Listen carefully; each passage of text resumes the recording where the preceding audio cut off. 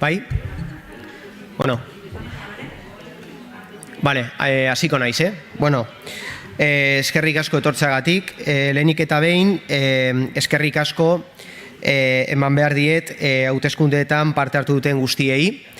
Bereziki Elkarrekin Podemoseri konfiantza eman dutenei.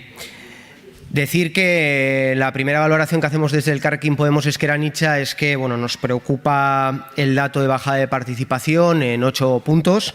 Estamos a la espera en estos momentos de que se confirme desde el Gobierno vasco los primeros datos de escrutinio, que según la consejera se darán aproximadamente dentro de 10-15 minutos.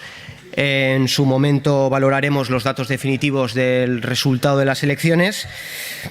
Agradecer la labor que han hecho los innumerables apoderados y apoderadas del Elkarrekin Podemos Ezker Anitza en los colegios electorales. Y también, como decía antes en euskera, agradecer a todos aquellos y aquellas que han depositado su confianza en el Elkarrekin Podemos Ezker Anitza.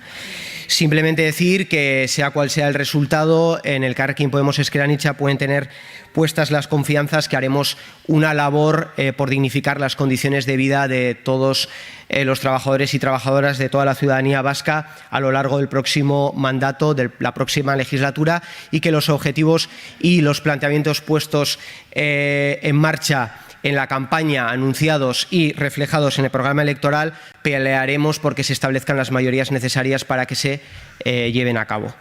Y por lo pronto, ninguna valoración más. Aguardaremos al resultado definitivo y entonces haremos unas valoraciones concretas de los resultados. Eskerrik asko.